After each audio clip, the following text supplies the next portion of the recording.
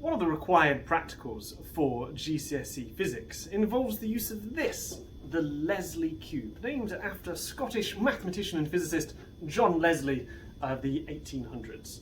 And what this is a metal cube that you put hot water in. The different sides, a shiny metal surface, matte black, a dull metal surface, and a white surface will emit infrared radiation in different amounts.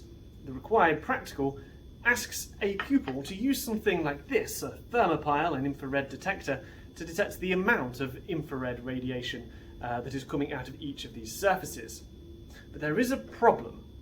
These are really expensive, and most schools will probably only have one, if any at all. How expensive might this be? I believe they're about £30 at the cheapest. That means that it'd be very difficult to have a class set of these. So here at Uppingham School, we've been working on a low-cost solution to this problem. Would it be possible to use an aluminium can like this? I have tried, and you can see what I've done is I've managed to get most of the printing off of that, following somebody's guide on YouTube, putting it in a pressure cooker and then taking it off using alcohol. It wasn't necessary to use propanone. It does work, but it's not particularly very efficient. So you couldn't just use the can as is, you've stripped off all of the paint? Well, you need to get to a surface that works well. I thought bare metal and then using a carbon surface would give you the two extremes that you're looking for. So it has been possible to take this nearly all the way back, it's just not very uniform. It's possibly by putting it back in a pressure cooker and doing it again it would work, but you're using a pressure cooker and that has its own health and safety issues. Now Dave, I've seen these before. What are these normally used for? They're usually used for the crushing can experiment, where you put a small amount of water in, heat it up to boiling, and then seal the top off and it implodes. So the challenge is to make this do the same job as that, using only the stuff that's in a prep room. So what have you done? Well, as you can see here, I've got a cylinder that has three different surfaces.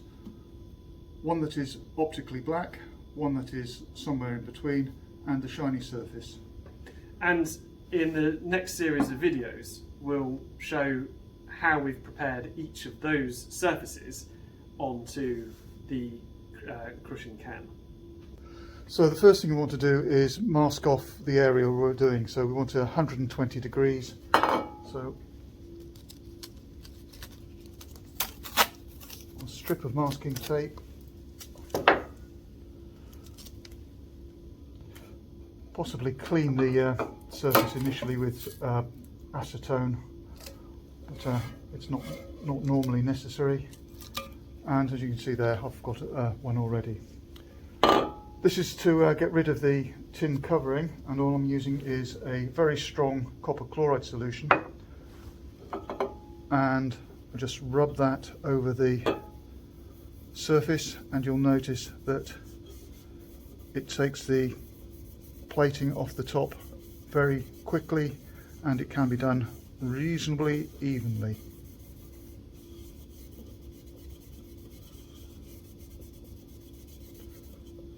So once you've taken off the amount that you want, you then rinse off the excess solution, and that should now be nice and steady, nice and. Now, to prepare the matte black surface, Dave is now masking off the area that we've just treated. We've got this.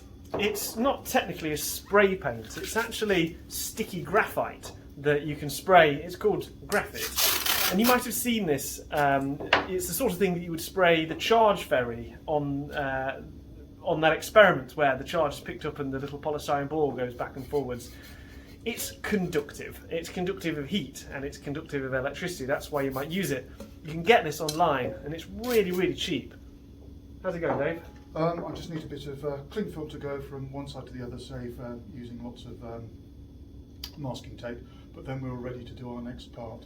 Excellent. And what we've just done here, just to save the mess, is we've made a little spray booth. It's just a cardboard box, and we're going to have a go at spraying our prototype Leslie cube.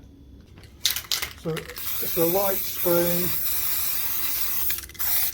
over the cylinder, and it dries reasonably rapidly. You will need to do this in a ventilated area. So here is one that Dave has made earlier, and you can see that it's got this etched surface here.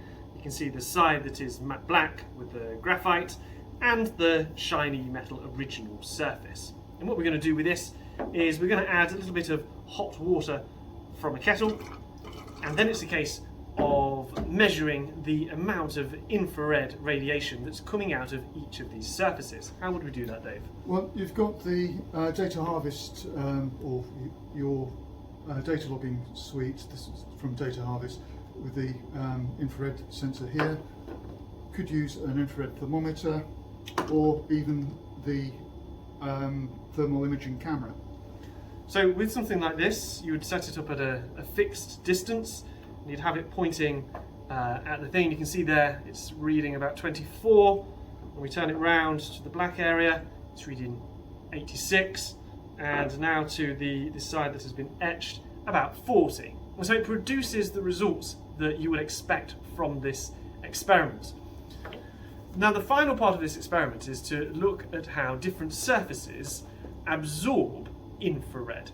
How would you go about using this apparatus for that part of the experiment?